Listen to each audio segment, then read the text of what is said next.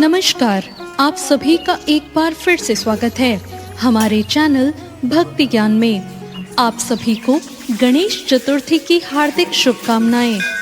आइए आज गणेश चतुर्थी के अवसर पर सुनते हैं भगवान गणेश की जन्म कथा। एक बार की बात है, कैलाश पर्वत जो कि भगवान शिव और माँ पार्वती का निवास स्थान है, जब माता पार्वती स्नान कर रही थी, उन्होंने अपने उपटन से एक सुंदर बालक की रचना की और उसमें प्राण फूंक दिए। वही उनके पुत्र बने बाल गणेश। माता पार्वती ने उनसे कहा, बेटा मैं स्नान करने जा रही हूँ, तुम मेरे द्वार पर पहरा देना और किसी को अंदर मत आने देना। वो बालक अपनी माँ के प्रति अत्यंत निष्ठावान था। तब भगवान शिव बाहर गए हुए थे। जब भगवान शिव लौटे तो गणेश ने उन्हें प्रवेश करने से रोक दिया, क्योंकि गणेश नहीं जानते थे कि भगवान शिव कौन है। भगवान शिव ने जब इसका कारण पूछा तो बालक ने कहा, मेरी माँ भीतर स्नान कर रही हैं। उन्होंने मुझे आदेश दिया है कि मैं किसी को भीतर न जाने दूं। उस समय बालक को ये ज्ञात नहीं था कि शिव जी ही उसके पिता हैं। वो तो केवल अपनी माँ के आदेश का पालन कर रहा था। शिव जी भी बालक को पहचान नहीं पाए। अपने ही घर के द्वार पर रोके जाने से वो क्रोधित हो उठे।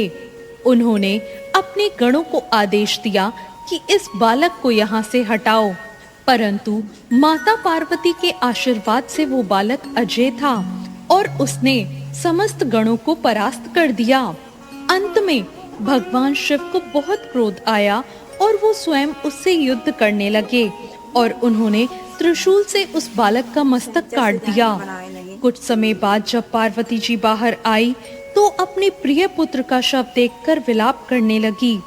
उन्होंने शिव जी को बालक की वास्तविकता बताई और क्रोधित होकर कहा, यदि मेरे पुत्र को जीवित नहीं किया गया तो मैं संपूर्ण सृष्टि का विनाश कर दूंगी।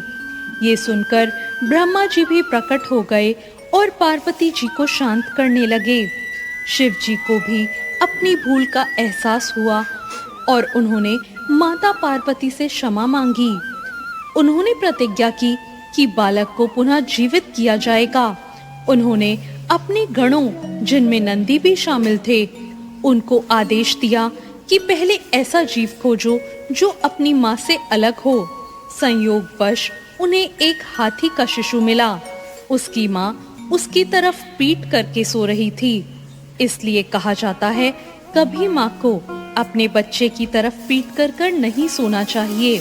उन्होंने उस हाथी का मस्तक लाकर भगवान शिव को दे दिया और उस मस्तक को भगवान शिव ने उस बालक के सर पर स्थापित कर दिया और इस प्रकार वो बालक पुनः जीवित हो उठा। शिव जी ने उसका नाम गणेश रखा। माता पार्वती को अपने पुत्र को जीवित देखकर बहुत प्रसन्नता हुई, परंतु वे उसके विचित्र स्वरूप से बहुत चिंतित हुई कि कहीं उसका उपहास ना किया जाए। ये देखकर शिव जी ने समस्त देवताओं को बुलाया और उन्हें आदेश दिया कि वे गणेश को वरदान प्रदान करें। सभी देवताओं ने गणेश को बहुत से आशीर्वाद दिए। उनमें सबसे बड़ा आशीर्वाद ये था कि किसी भी शुभ कार्य, विवाह, यज्ञ, व्यापार, उत्सव या किसी भी चीज के प्रारंभ में गणेश की ही पूजा की जाए और उनका ही उच्चारण हो। उन्हें बुद्धि, विवेक और ज्ञान के देवता का स्थान मिला। ये पौराणिक कथा हमें सिखाती है कि क्रोध हमेशा हानि पहुंचाता है। क्रोधवश लिया गया निर्णय अपनों को भी कष्ट दे सकता है और कभी-कभी उस गलती को सुधारा भी नहीं जा सकता। इसलिए हमें धैर्य रखना चाहिए और विवेक से काम लेना चाहिए। आज सुनेंगे गणेश जी की कहानी। एक बुढ़िया माई थी जो प्रतिदिन मिट्टी के गणेश जी की पूजा करती थी। मिट्टी की प्रतिमा होने की वजह से वो रोज गल जाती, जिसकी वजह से बुढ़िया को गणेश जी की मूर्ति रोज बनानी पड़ती थी।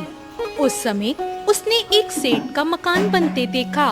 तब वो मकान बनाने वाले मिस्त्री के पास जाकर बोली, मुझे पत्थर के गणेश जी की मूर्ति बना दो। मिस्त्री बोले, जितने में हम तेरे पत्थर के गणेश जी गढ़ेंगे उतने में तो हम अपनी दीवार ना चिनेंगे। इस पर बुढ़िया बोली, भगवान करे तुम्हारी दीवार ही टेढ़ी हो जाए। अब मिस्त्री जितनी बार दीवार बनाते वो टेढ़ी हो जाती।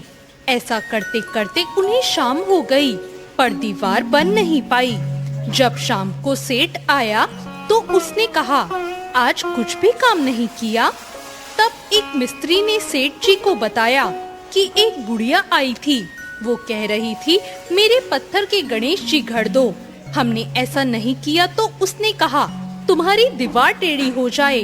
तब से ये दीवार सीधी ही नहीं बन रही, जिसकी वजह से हमें ये दीवार बार बार तोड़नी पड़ रही है। सेठ ने बुढ़िया को बुलवाया और कहा, हम तेरे लिए सोने के गणेश जी गढ़ देंगे, बस हमारी दीवार सीधी कर दो। सेठ ने बुढ़िया को जैसे ही सोने की गणेश जी की प्रतिमा बनवा कर दी, दीवार सीधी हो गई। हे विनायक जी, जैसी सेठ की दीवार सीधी की, वैसे सबके दिन सीधे करना। तो ये थी आज की कहानी। आपको ये कहानी कैसी लगी कमेंट करके जरूर बताएं। चैनल को सब्सक्राइब करें, वीडियो को लाइक करें। धन्यवाद। खाए वाला